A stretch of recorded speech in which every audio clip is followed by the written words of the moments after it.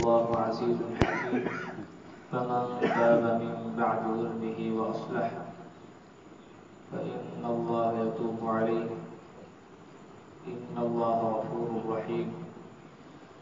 ألم تعلم أن الله له ملك السماوات والأرض يعذب من يشاء ويغفر لمن يشاء والله على كل شيء قدير. صدق الله العظيم ونحن على ذلك لمن الشاهدين والشاكرين والحمد لله رب العالمين.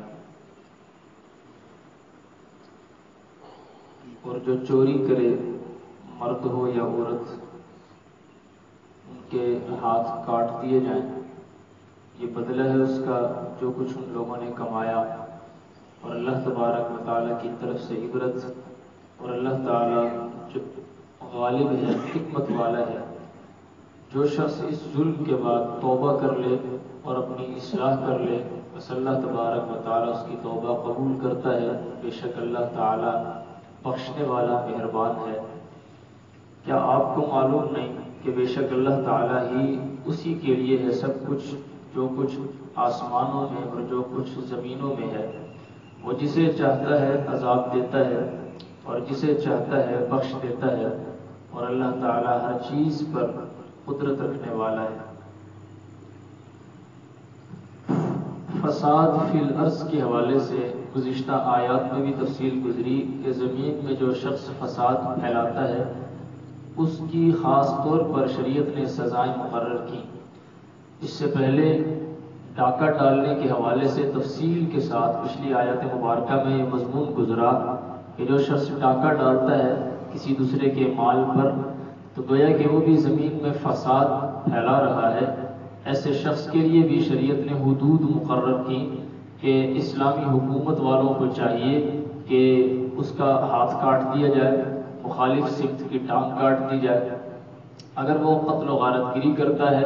قتل بھی ساتھ کرتا ہے تو اس کے بدلے میں اس کو قتل کر دیا جائے. قتل بھی کرتا ہے، ڈاکہ بھی ڈالتا ہے، دونوں کام کرتا ہے تو پہلے سولی پر چڑھایا جائے، پھر سولی پر چڑھانے کے بعد اسے مار مار کر تڑپا تڑپا کر مار دیا جائے. تو یہ اس کی مختلف 4-5 صورتیں تفصیل کے ساتھ آئی تھی اور ہر ایک کے لیے الگ الگ سزا شریعت نے مقرر کی. تو یہ جو سخت سے سخت سزائیں ہیں یہ اس بات کی واضح دلیل ہے کہ دین اسلام میں امن و امان کو کتنی اہمیت دی گئی ہے کہ کسی بھی معاشرے میں کوئی شخص فساد پھیلاتا ہے تو یہ سب سے بڑا شریعت کی نگاہوں میں مجرم ٹھہرایا جاتا ہے. اس کی وجہ یہ ہے کہ ایک شخص کے فساد پھیلانے کی وجہ سے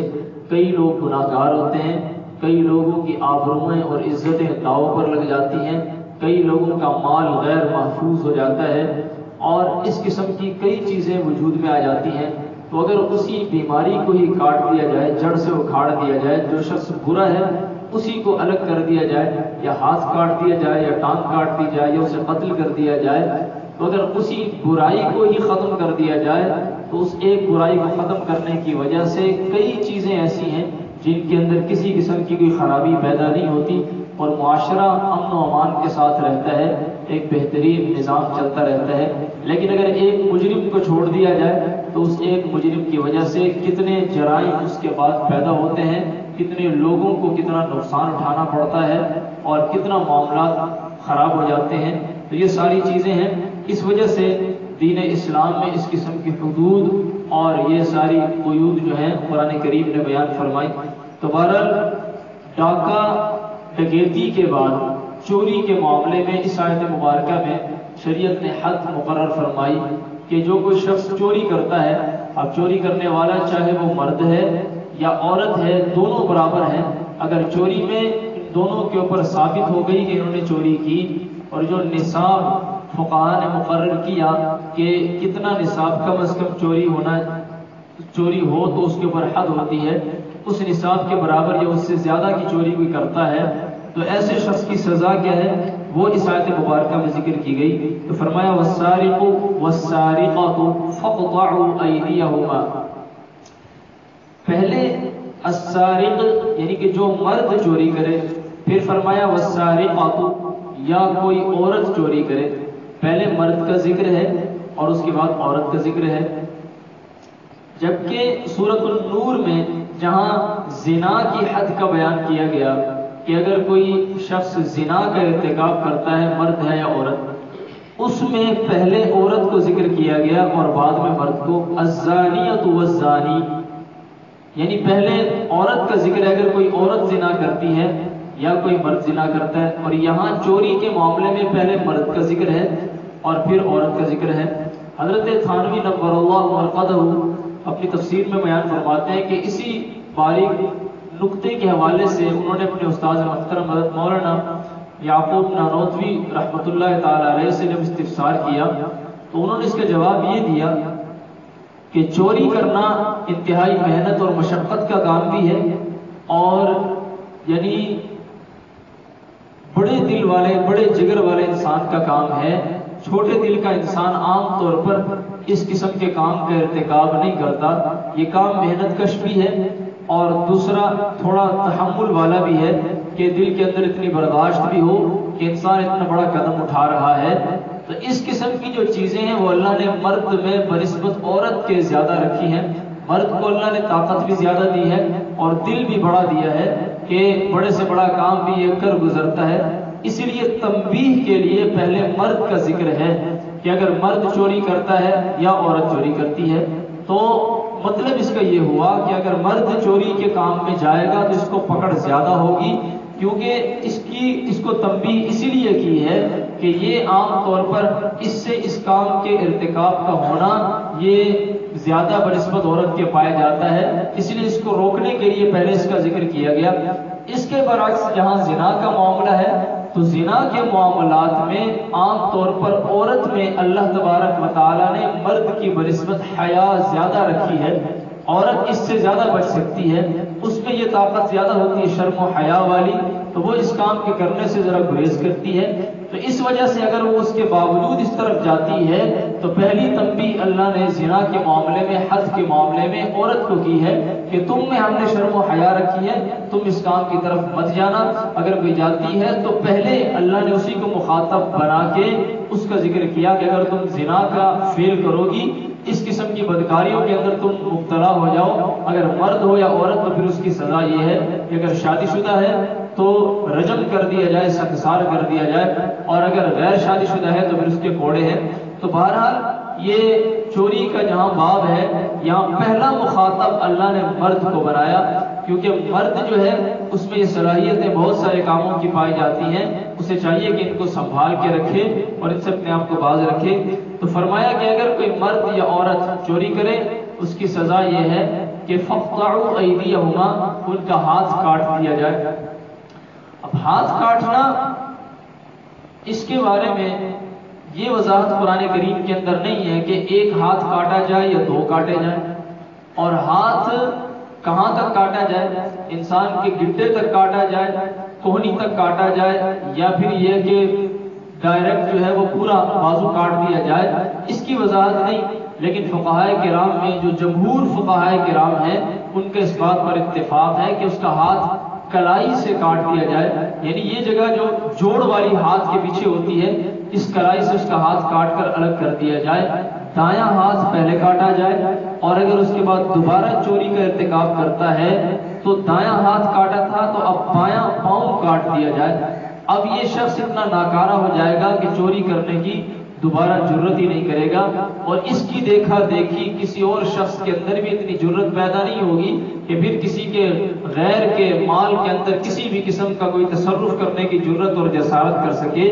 تو یہ دین اسلام کے احکام ہیں. اتنی بات تو ہم سمجھ جاتے ہیں، لیکن اس کی جو باریکیاں ہیں وہ عام طور پر سادہ عوام الناس کے سامنے نہیں ہوتی. اس وجہ سے ملحدین کی طرف سے کبھی اعتراض آتا ہے، کبھی کافروں کی طرف سے اعتراض آتا ہے، کبھی لبرل قسم کے طبقوں کی طرف سے دین اسلام کے اوپر اعتراض آتا ہے کہ دیکھو اتنی سخت سزائیں ہیں، دین اسلام اتنا سخت مذہب ہے، اور یہ ساری باتیں. تو ان لوگوں، یہ وہ لوگ ہوتے ہیں جن کو ہمدردی شریف عوام کے ساتھ نہیں ہوتی، جن کا مال جا رہا ہے یا جن کی جان جا رہی ہے. ان کو ہمدردی ہوتی ہے تو یا تو کسی ظالم کے لیے ہوتی ہے، یا کسی قاتل کے لیے ہوتی ہے، یا کسی گستاخ کے لیے ہوتی ہے. یا اس قسم کے کسی کی آبرو کو پاؤں تلے روندنے والے درندوں کے لیے ہوتی ہے، تو اس قسم کی ہمدردی کی دعوت اسلام نہیں دیتا۔ اسلام اگر دعوت دیتا ہے تو کثیر الناس، بہت زیادہ لوگوں کا جہاں نفع ہوتا ہے اس طرف دین اسلام کے قوانین مائل ہوتے ہیں۔ اور رہی بات ان حدود کی کہ جو حدود شریعت نے مقرر کی، جو سزائیں مقرر کی، ان کے اندر بھی اتنی باریکیاں ہیں کہ فقہائے کرام فرماتے ہیں کہ الحدود تنطرئ بالشبہات۔ اگر کوئی شخص ایسا فیل کرتا ہے جس کی وجہ سے اس کے اوپر حد جاری ہو، اسے کوڑے لگائے جا رہے ہوں یا اس کا ہاتھ کاٹا جانا ہو یا پھر اس کو قتل کیا جانا، اس قسم کی سزائیں ہوں، ان معاملات میں اگر ذرہ برابر بھی تھوڑا سا بھی کوئی شبہ پیدا ہو جائے تو اس شبہ کی وجہ سے حد ساقط ہو جاتی ہے، وہ سزا اس کے اوپر سے ختم ہو جاتی ہے۔ اب وقت کا جو قاضی ہے، جو منصف ہے، وہ تعزیر کے طور پر جو فیصلہ بھی کرے گا بس وہی قبول کیا جائے گا۔ حالات کو دیکھتے ہوئے جو فیصلہ وہ کرے اس کو تعزیر کہتے ہیں، حد اس کے اوپر سے ساقط ہو جاتی ہے۔ تو جہاں اتنی رعایتیں ہیں اور پھر اس چوری کا بھی نصاب مقرر کیا گیا، فقہ حنفی میں یہ ہے کہ 10 درہم سے کم مالیت میں اگر کوئی چوری کرتا ہے تو یہ چوری قابل، یعنی اس کے اوپر حد نافذ کرنے کے قابل نہیں ہے، اس کے اوپر حد نافذ نہیں کی جائے گی، بلکہ تعزیر کے طور پر وقت کا قاضی جو فیصلہ کرے گا وہ قبول کیا جائے گا۔ لیکن اگر 10 درہم ہو یا 10 درہم سے زائد مالیت کی مقدار میں کوئی شخص چوری کرتا ہے، جس کا مطلب ہے کہ چوری کا نصاب پورا، اور اس کے ساتھ ساتھ مال بھی ایسا ہو جو جلدی خراب ہونے والا نہ ہو، یہ بھی اس کے اندر قیود ہیں، یہ بھی اس کے اندر قید ہے۔ مال جیسے مثال کے طور پر کوئی شخص ہزاروں روپے کی سبزی چوری کر لیتا ہے، لیکن سبزی ایسی چیز ہے جو 2 دن 3 دن کے اندر بھی خراب ہو جاتی ہے، تو ایسا مال چوری کرنے پر بھی احادیث مبارکہ میں آتا ہے کہ اس کے اوپر حد جاری نہیں کی جائے گی۔ تو ایسا مال جو متقوم ہو، ایسا مال جو خراب ہونے والا نہ ہو، ایسا مال جو محفوظ بھی ہو۔ ایک جگہ ایسی ہے جہاں مالک نے اپنا مال رکھا اور اس کے اوپر اس کو مقفل کیا، یعنی اس کو تالا لگا کے رکھا ہے، یا تو تالا لگا کے رکھا ہے یا پھر اس کے اوپر کوئی پہرے دار، کوئی چوکی دار مقرر ہے۔ ایسے مال میں اگر کوئی شخص چوری کرتا ہے تو مال بھی ایسا ہو جو خراب ہونے والا نہ ہو، تو اس قسم کے چور کا ہاتھ کاٹا جاتا ہے، دوبارہ چوری کرتا ہے تو ٹانگ کاٹی جاتی ہے، پاؤں کاٹا جاتا ہے۔ لیکن اگر مال ایسا ہے کہ خراب ہونے والا ہے، یا مال خراب ہونے والا تو نہیں ہے لیکن مالک نے نہ تو اس کے لیے کوئی پہرے دار مقرر کیا اور نہ ہی اس کو تالا لگا کے محفوظ بنایا، ایسا مال بھی اگر کوئی چوری کرتا ہے تو اس کے لیے بھی تعزیر ہوگی لیکن حد جاری نہیں ہوگی، اس کا ہاتھ نہیں کاٹا جائے گا۔ اس کے علاوہ بھی بہت ساری تفصیلات اس میں فقہ کی کتابوں میں،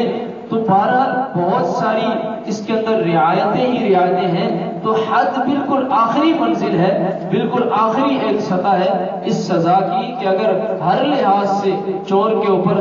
یہ چوری جو ہے وہ مکمل طور پر ثابت ہو جاتی ہے تو پھر آخری اس کا معاملہ یہ ہوتا ہے کہ اس کا ہاتھ کاٹ دیا جاتا ہے تاکہ اس کے شر سے دیگر لوگوں کو محفوظ کیا جائے، اور ایک چور کو دیکھتے ہوئے باقی لوگوں کے اندر چوری کرنے کا داعیہ پیدا نہ ہو جائے۔ اس قسم کی برائیوں کو روکنے کے لیے شریعت مطہرہ کے اندر یہ حدود ہیں اور یہ ساری جو سزائیں مقرر کی گئی ہیں تو یہ ہیں۔ تو بہرحال فرمایا کہ اس کا ہاتھ کاٹ دیا جائے، اگر اس کے باوجود بھی باز نہیں آتا تو اس کا پاؤں کاٹ دیا جائے، اور اگر اس کے باوجود بھی ایک ہاتھ کٹ گیا، ایک پاؤں کٹ گیا، اب بھی یہ چوری سے باز نہیں آتا تو پھر اس کی سزا کیا ہے، اس بارے میں اختلاف پایا جاتا ہے۔ ہمارے فقہ حنفی کے اندر اس کی سزا یہ ہے کہ اب اس کو قید کر دیا جائے، جیل میں ڈال دیا جائے، اور جب تک اطمینان نہ ہو جائے کہ یہ مکمل طور پر توبہ کر چکا ہے تب تک اس کو رہا نہ کیا جائے۔ تو یہ سزائیں ہیں، اللہ نے فرمایا کہ یہ سزائیں ہم نے اپنی طرف سے ظلم کرتے ہوئے نہیں دی بلکہ جزاء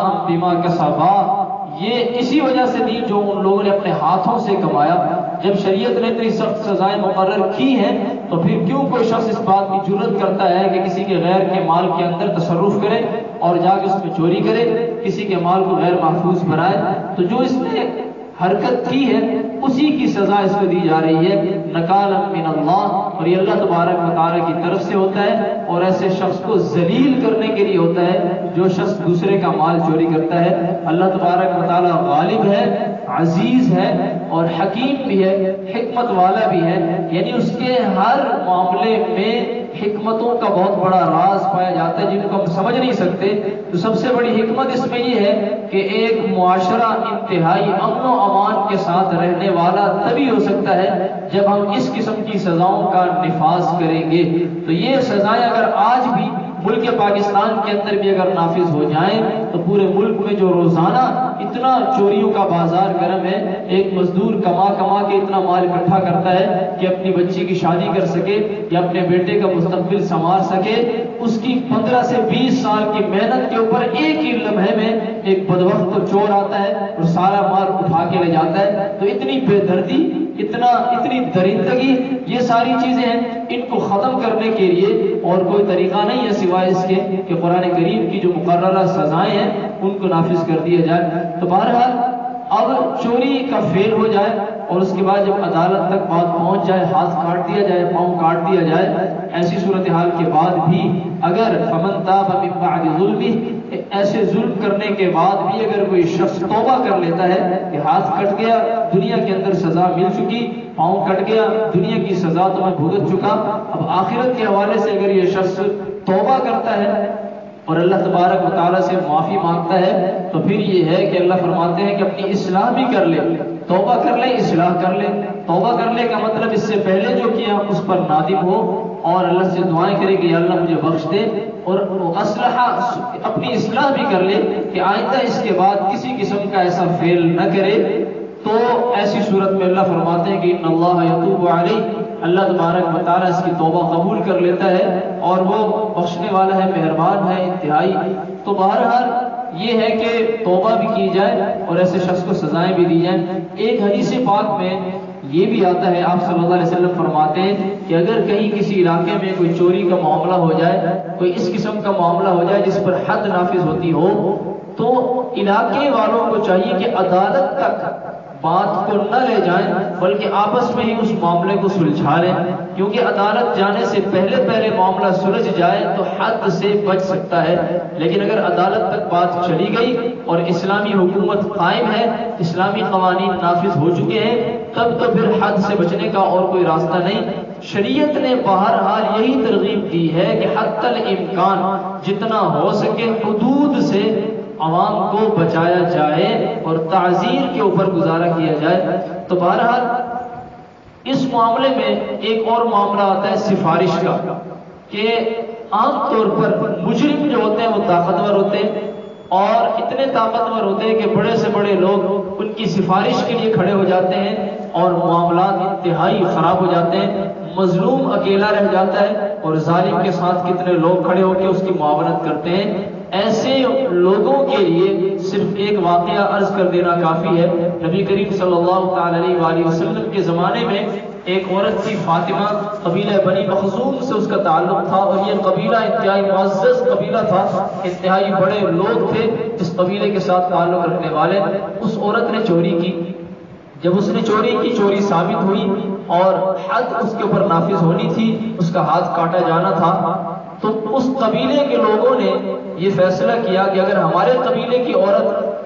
چوری کے بدلے میں اگر اس کا ہاتھ کاٹا جائے گا تو ہم بدنام ہو جائیں گے، ہماری ذلت ہوگی، ہماری بدنامی ہوگی۔ انہوں نے سفارش کے لیے حضرت اسامہ ابن زید رضی اللہ تعالی عنہما کو نبی کریم صلی اللہ علیہ وسلم کی خدمت میں بھیجا۔ حضرت اسامہ وہ تھے کہ ان کے جو والد حضرت زید ہیں، ان کو نبی کریم صلی اللہ علیہ وسلم نے اپنا متبنہ، اپنے پاس انہیں پالا تھا، ان کی پرورش انہوں نے فرمائی تھی، اور یہ ان حضرت زید کے بیٹے تھے، یعنی اگر لے پال کے کا حساب لگایا جائے تو آپ صلی اللہ علیہ وسلم کے پوتے بنتے تھے۔ تو اس حساب سے آپ صلی اللہ علیہ وسلم کو ان سے بھی اور ان کے والد حضرت زید سے بھی بے انتہا محبت تھی۔ اس محبت کو ان لوگوں نے دیکھتے ہوئے سفارشی بنا کر آپ صلی اللہ علیہ وسلم کے پاس بھیجا۔ جب وہ آئے، انہوں نے سفارش کی تو آپ صلی اللہ علیہ وسلم کا چہرہ انور غصے کی وجہ سے سرخ ہو گیا، اور آپ نے فرمایا کہ لو سرقت فاطمہ بنت محمد، اگر حضرت محمد صلی اللہ علیہ وسلم کی بیٹی فاطمہ رضی اللہ تعالی عنہا بھی بالفرض خدا نہ خواستہ اگر چوری کرتی تو لقطعت یدہ، تو اس کا ہاتھ بھی کاٹ دیا جاتا۔ تو یہ تھا نظام۔ تو اگر کسی سے کوئی ظلم ہوا ہے تو اس ظلم کی پکڑ میں کسی بھی قسم کی کوئی سفارش اگر آ کے کرتا ہے، اس کو بچانے کی کوشش کرتا ہے، تو اپنے آپ کو اس ظلم کے اندر شریک کر رہا ہے۔ یہ انتہا درجے کی بڑی غلطی ہے، اس سے اپنے آپ کو باز رکھنا چاہیے۔ ساتھ اگر دیا جائے تو مظلوم کا دیا جائے، اگر مظلوم کا ساتھ دینے کی طاقت نہیں ہے تو پھر کم سے کم ظالم کا ساتھ نہ دیا جائے، یہ بہت بڑا جرم ہے۔ دوبارہ اس کا ہاتھ پھر کاٹا گیا، اس کے بعد نبی کریم صلی اللہ علیہ وسلم سے اس نے توبہ کی درخواست کی کہ اللہ کی بارگاہ میں میرے لیے معافی مانگی جائے، تو آپ صلی اللہ علیہ وسلم نے فرمایا کہ تم توبہ کرو۔ اس نے توبہ کی، اس کے بعد آپ صلی اللہ علیہ وسلم نے خود اپنی زبان نبوت سے اسے یہ بشارت دی کہ تمہاری توبہ رب ذوالجلال کی بارگاہ میں قبول کی جا چکی ہے۔ تو یہ واقعات اس زمانے میں اسی لیے رونما ہوئے تاکہ ہمارے لیے یہ راستے سمجھنے کی ہم لوگوں میں یہ چیزیں پیدا ہوں، یعنی ہم ان معاملات کو سمجھ سکیں، تو اس وجہ سے یہ چیزیں اس وقت پیدا ہوئیں۔ تو بہرحال اللہ نے فرمایا کہ کیا تم نہیں جانتے کہ زمین و آسمان کی ساری ملکیت اللہ تبارک و تعالیٰ کی ہے، جس کو چاہتا ہے عذاب دیتا ہے، جس کو چاہتا ہے بخش دیتا ہے۔ تو اس قسم کی حدود کے معاملات میں غیروں کے اعتراضات کے اوپر کان نہ دھرے جائیں اور احساس کمتری کا شکار نہ ہوا جائے۔ جس قسم کا نظام دین اسلام نے ہمیں دیا، پوری کائنات میں اس وقت جتنے بھی باطل مذاہب ہیں ان میں سے کسی ایک مذہب کے اندر بھی اتنا زبردست نظام کہیں بھی نہیں مل سکتا۔ اللہ تبارک و تعالیٰ وہ قبضہ قدرت ہر چیز کے اوپر اللہ تبارک و تعالیٰ ہی کا ہے، وہ جب چاہے پکڑ سکتا ہے۔ اس لیے ان معاملات سے اپنے آپ کو دور رکھا جائے اور اس طرف جو شخص مائل ہے اسے یعنی آگے لے جایا جائے تاکہ اس قسم کا نفاذ قائم ہونے میں ہم بھی اپنا کردار ادا کر سکیں۔ اللہ تبارک و تعالیٰ عمل کی توفیق عطا فرمائے۔ الحمدللہ رب العالمین والعاقبۃ للمتقین والصلاة والسلام على أشرف الأنبياء والمرسلين نبينا محمد وآله وأصحابه أجمعين ربنا آتنا في الدنيا حسنة وفي الآخرة حسنة وقنا عذاب النار اللهم اشفنا واشف مرضانا ومرضى المسلمين اللهم اكفنا بحلالك عن حرامك وأغننا بفضلك عمن سواك رب اغفر وارحم وأنت خير الراحمين ربنا هب لنا من لدنك ذرية طيبة إنك سميع الدعاء رب اغفر وارحم وأنت خير الراحمين وصلى الله تعالى على خير خلقه سيدنا محمد وآله وأصحابه أجمعين برحمتك يا أرحم الراحمين۔